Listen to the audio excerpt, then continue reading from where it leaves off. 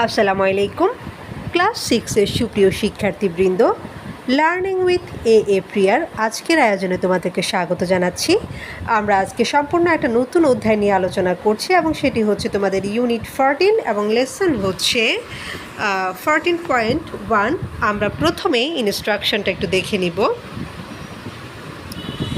Look at the different ways of written communication given below মানে হচ্ছে নিচে, look মানে হচ্ছে দেখো, রিটেন মানে হচ্ছে লিখিত, কমিউনিকেশান মানে হচ্ছে যোগাযোগ, আর ওয়ে মানে হচ্ছে মাধ্যম অথবা উপায়, ডিফারেন্ট মানে হচ্ছে ভিন্ন ভিন্ন।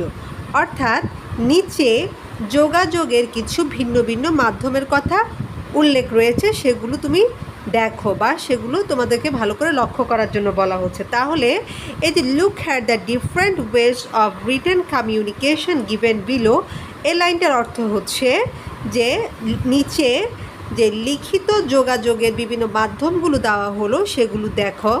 দেন মানে তারপর, name them in pairs or groups. Pair মানে হচ্ছে জোড়ায়, গ্রুপ মানে হচ্ছে দলবদ্ধভাবে, আর নেম মানে হচ্ছে এখানে নামকরণ করতে বলা হচ্ছে। হ্যাঁ, তা তার মানে কি, এখন তোমরা জোড়ায় বা দলবদ্ধভাবে এই যে বিভিন্ন ছবিগুলো দেওয়া আছে এই ছবিগুলোর নামকরণ করবে বা একটা করে নাম দিবে। তার মানে তোমাদেরকে এখানে এই যে 1, হ্যাঁ 2, এরপরে হচ্ছে 3 অ্যান্ড 4, এই 4টা ছবি দেওয়া আছে এবং এই 4টা ছবি আমরা সাধারণত আমাদের ডেইলি লাইফে প্রায়শ ব্যবহার করে থাকি বা দেখে থাকি এবং এগুলোর সাথে আমরা কম বেশি সবাই কিন্তু পরিচিত। এখন তোমাদের কাজ হচ্ছে তোমরা একটু দলবদ্ধভাবে বা দুজন দুজন করে এই ছবিগুলো সম্পর্কে আলোচনা করে এগুলোর নামটা ঠিক করবে, যে কোনটার নাম কি, সেই সঠিক নামটা তোমরা ফাইন্ড আউট করবে। তো দেখো এইখানে আরেকটা ইনস্ট্রাকশন ছোট্ট করে দিয়েছে, সেটা হচ্ছে sample of a letter, application, email and text message. এখানে হচ্ছে 4টা স্যাম্পল দেওয়া আছে। একটা হচ্ছে লেটার অর্থাৎ ব্যক্তিগত পত্র যেটাকে আমরা বলে থাকি, একটা হচ্ছে অ্যাপ্লিকেশন অথবা দরখাস্ত, আরেকটা হচ্ছে ইমেল, আর আরেকটা হচ্ছে টেক্সট মেসেজ, হ্যাঁ, বা খুদে বার্তা যেটাকে আমরা অনেক সময় বলে থাকি, হ্যাঁ, বার্তা পাঠানো। তো এই যে 4টা দেওয়া আছে, এই 4টা হচ্ছে আমরা এখন ডিসাইড করব আসলে কোনটাকে কী নাম দেওয়া যায়। তো চলো আমরা শুরু করি। আচ্ছা, আমরা প্রথমে যে ফরম্যাটটা দেওয়া আছে বা যে স্যাম্পলটা দেওয়া আছে সেটা একটু খুব ভালোভাবে খেয়াল করি। দেখো এখানে প্রথমে একটা তারিখ দিয়েছে, তারপর লিখেছে to the principal, the green high school, সদর রোড, টাঙ্গাইল। এরপর লিখেছে হচ্ছে subject application for sick leave, মানে অসুস্থতার জন্য ছুটির আবেদন। তো অ্যাপ্লিকেশন মানে হচ্ছে আবেদনপত্র, সেটা আমরা সবাই জানি, এবং এই অ্যাপ্লিকেশনটা সাধারণত আমরা বেশিরভাগ ক্ষেত্রে আমাদের স্কুলের যে প্রিন্সিপাল থাকেন বা আমাদের কোনো টিচারের কাছে আমরা লিখে থাকি বিভিন্ন কারণে। ধরো তুমি অসুস্থ হয়ে গেলে সেজন্য তোমার ছুটির প্রয়োজন, অথবা তোমার কোনো কারণে অগ্রিম ছুটির প্রয়োজন হতে পারে, সেটা তোমার বোনের বিয়ে হতে পারে বা তোমাদের বাসায় কোনো একটা প্রোগ্রাম আছে সেজন্য তোমার 2 দিনের বা 1 দিনের হচ্ছে অগ্রিম ছুটি দরকার, সেজন্য দিতে পারো। অথবা আমরা কি করি, টিসির জন্য অর্থাৎ ট্রান্সফার সার্টিফিকেট বা বাংলায় যেটাকে বলি আমরা ছাড়পত্র, সেটা পাওয়ার জন্য আমরা টিচারের কাছে লিখে থাকি। তো এইভাবে বিভিন্ন কারণে কিন্তু আমরা আমাদের টিচারের কাছে লিখে থাকি, বিশেষ করে আমাদের কোনো প্রয়োজনে বা কোনো একটা চাওয়ার জন্য, কোনো কিছু চাওয়ার জন্য আমরা টিচারের কাছে লিখে থাকি। যেমন ধরো তোমাদের ক্লাসরুমে একটা ক্যান্টিনের দরকার, অথবা তোমাদের হচ্ছে স্কুলে কি থাকে না, অনেকের হচ্ছে কমন রুমের যে সুযোগ সুবিধাগুলো সেগুলো ভালো থাকে না, বা কমন রুমের খুব দুরবস্থা থাকে, সেগুলো থেকে উত্তরণের জন্য তোমরা দরখাস্তের মাধ্যমে তোমাদের টিচারদেরকে জানাতে পারো, অর্থাৎ প্রিন্সিপাল স্যারকে অথবা হেড স্যারকে জানাতে পারো। তো এই ধরনের প্রয়োজনে আমরা যখন আমাদের প্রিন্সিপালকে অথবা আমাদের হেড টিচারকে লিখে থাকবো সেটাকে বলা হচ্ছে অ্যাপ্লিকেশন। এবং অ্যাপ্লিকেশনটা শুরু করে এইভাবে যে টু দ্য প্রিন্সিপাল, তারপর তুমি যে স্কুলে পড়ছো সেই স্কুলের নাম দেওয়া হয় এবং সেই স্কুলটা ঠিক কোন জায়গায় অবস্থিত, অর্থাৎ তোমার উপজেলা এবং জেলার নাম লেখা হয়ে থাকে। তারপর হচ্ছে একটা সাবজেক্ট দেওয়া থাকে এবং এই সাবজেক্টটা হচ্ছে তুমি কী জন্য লিখছো অ্যাপ্লিকেশানটা, অর্থাৎ তোমার বিষয়বস্তুটা কী সেজন্য লিখে থাকো। আচ্ছা, তারপর এইভাবে করে একটু বিস্তারিত লিখার পরে তুমি শেষের দিকে হচ্ছে এই যে একদম শেষে যেটা থাকে যে নিজের নাম লিখবে, তারপর হচ্ছে রোল নাম্বার লিখবে, তারপর হচ্ছে তোমার ক্লাস লিখবে। হ্যাঁ, এইভাবে করে লিখবে যে ইউর্স অবিডিয়েন্টলি। হ্যাঁ, আর এই ধরনের যে লিখার যে ব্যাপারগুলো, ইউর্স অবিডিয়েন্টলি, ইউর্স ফেথফুলি, হ্যাঁ, এই কথাগুলা কিন্তু আমরা ওই যে ফর্মাল এবং ইনফর্মাল লিখার যে ধরন সেটা তোমাদের সামনেও আছে 108 নং যে পেজটা আর কি, তোমাদের 14.6-এ গেলেও তোমরা এটা পাবে যে কিভাবে আমরা আমাদের টিচারের কাছে লিখব, কিভাবে আমরা আমাদের বন্ধুদের কাছে লিখব। তো আমরা বলতে পারি কি এটা হচ্ছে তোমার একটা অ্যাপ্লিকেশন। সুতরাং তুমি নাম্বার 1-এর যে এই নামটা সেটা লিখবে হচ্ছে অ্যাপ্লিকেশন, APPLICATION, ঠিক আছে, APPLICATION, অ্যাপ্লিকেশন। এভাবে করে হচ্ছে তোমরা লিখবে। আর বানানটা কিন্তু তোমরা এখান থেকেও লিখতে পারো, যে এখানে বানানটা লিখে আছে। সুতরাং নাম্বার 1 হচ্ছে তোমার অ্যাপ্লিকেশন। ওকে, আচ্ছা, এরপর আমরা 2 নাম্বার যে স্যাম্পলটা রয়েছে সেটা একটু দেখি। এই স্যাম্পলে দেখো এখানে কি দেওয়া আছে, এখানে টু দেওয়া আছে, অর্থাৎ তুমি কার কাছে লিখছো তার একটা এই যে ইমেল অ্যাড্রেস দেওয়া আছে, আর একটা বিষয়বস্তু দেওয়া আছে যে সাবজেক্ট হচ্ছে মাই নিউ ফ্রেন্ডস। হ্যাঁ, তুমি তোমার নতুন বন্ধু সম্পর্কে তোমার অন্য কোনো বন্ধুকে লিখছো। হ্যাঁ, এরপরে হচ্ছে তুমি যাকে লিখছো তার নাম দেওয়া আছে ডিয়ার, মানিকটা লেখা আছে এখানে। তোমাদের যে নাম পছন্দ বা তুমি যে ফ্রেন্ডকে লিখছো তার নাম লিখবে এখানে। এরপরে হচ্ছে কিছু ডিটেলস লেখা আছে।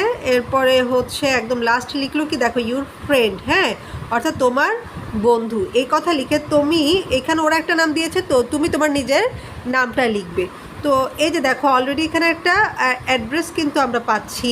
হ্যাঁ, যে খুব ছোটো করে লেখা, একদম দেখাই যাচ্ছে না। আচ্ছা, যাই হোক, এখানে @gmail.com এরকম যখন লেখা থাকবে তখন অবশ্যই বুঝে নিবে যে এটা হচ্ছে ইমেল।